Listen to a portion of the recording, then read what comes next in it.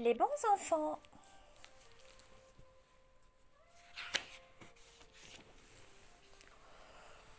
Comment teindre un mouton? Arthur voudrait teindre son mouton en noir. La maman n'a rien voulu lui donner comme colorant. Il vient voir sa sœur Sophie qui a toujours de bonnes idées. C'est amusant cela, il sera très joli en noir, dit Sophie. Elle réfléchit. Nous pourrions prendre la grosse bouteille d'encre qui est dans le bureau. Arthur et Sophie vont tout doucement prendre la bouteille d'encre et arrivent sur la pointe des pieds près de Léonce qui attend avec impatience. Versons-en d'abord sur la tête, puis sur le dos. Nous l'étalerons avec nos mains.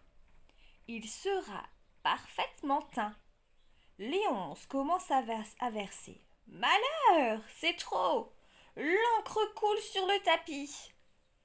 Arthur et Sophie en ont les mains remplies, ainsi que les habits. Leurs visages sont tout éclaboussés.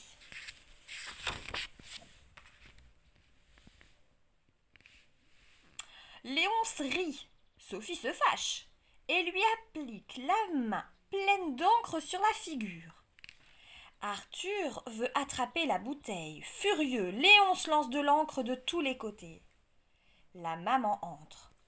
Ah, bravo! Jolie occupation! Les meubles, les rideaux, les tapis, vos vêtements et vos visages sont pleins d'encre. Très bien! Vous resterez comme vous êtes pour dîner. Et votre argent de poche servira à payer les dégâts. La maman est à peine sortie qu'une nouvelle dispute s'élève pour savoir qui est le plus fautif. Attirés par le bruit, les parents arrivent.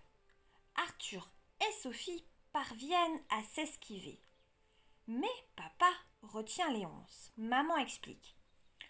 Je leur ai donné pour pénitence de dîner sales et noircis comme ils sont. Grâce, cher ami, ils nous couperaient l'appétit.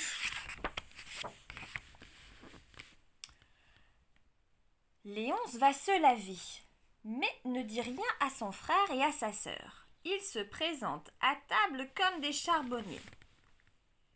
Qu'est-ce cela, Léonce? Pourquoi n'avez-vous pas prévenu Sophie et Arthur? Mais je n'ai pas compris. Vous avez très bien compris, mais vous l'avez fait exprès pour les ridiculiser. Puisque c'est ainsi, vous dînerez dans votre chambre sans dessert. Que la bonne des enfants les aide à se laver rapidement. N'étant pas rancunière, Sophie met son dessert dans sa poche après le repas. Elle le porte à son frère. Merci Sophie, tu es bonne, mais papa a observé le manège. Et quand Sophie redescend au salon, il lui fait servir un autre dessert. Il la félicite de son bon cœur. Sois toujours bonne et généreuse comme tu l'as été ce soir, ma petite Sophie.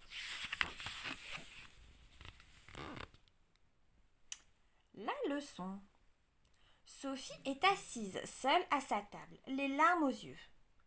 La porte s'ouvre et sa cousine Valentine entre. As-tu bientôt fini ta leçon? Je n'ai pas seulement commencé et cela m'ennuie trop. C'est encore plus lassant de rester là comme ça à te morfondre. Je vais t'aider. Valentine dicte chaque phrase à Sophie et lui fait répéter. Elle a une patience d'autant plus méritoire que Sophie demande sans cesse. Et puis, et après, que faut-il faire? À la fin, Sophie a tout écrit et sait sa leçon par cœur. Merci Valentine. Sans toi, je me serais ennuyée toute la journée. Et en plus, j'aurais été punie par ma maîtresse.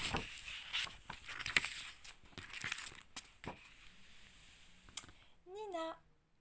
Nina, c'est le nom de la nouvelle bonne. Elle ne parle que l'allemand. Sophie et ses frères sont donc obligés de faire des progrès rapides dans cette langue pour se faire comprendre. Aujourd'hui, il y a plusieurs enfants chez Madame de Châtemur. Ils jouent à se costumer. Ils ont la permission de prendre des robes, des châles et des chapeaux. La bonne et la maman achèvent de déguiser Sophie en garde-malade. « Donnez-moi une serviette, Nina !»« Que demande madame ?» dit-elle en allemand à Léonce. « Je ne comprends pas. »« Un vase de nuit, dit celui-ci, toujours farceur. »« Oh, est-ce possible, monsieur Léonce ?»« Oui, oui, il le faut apporter au salon car Sophie va faire la garde. Malade de Valentine. » Nina, rougissante et gênée, fait alors son entrée avec le vase et veut le donner à Sophie. « Je n'en veux pas !» crie Sophie en riant et en se sauvant. Pauvre Nina, elle a beau s'expliquer, personne ne la comprend. Et les adultes croient même qu'elle joue un rôle. Quant à Léonce, il est enchanté, quel succès pour son espièglerie. N'y comprenant rien, la pauvre fille prend complètement contenance. Le vase de nuit lui échappe et se brise à ses pieds. « Ne t'en fais pas, lui explique Léonce en allemand. C'était une plaisanterie pour égayer notre jeu. » Léonce regrette d'avoir peiné sa bonne pour le plaisir de faire vivre les autres, de faire rire les autres, pardon. Voilà, je vous lirai la suite demain.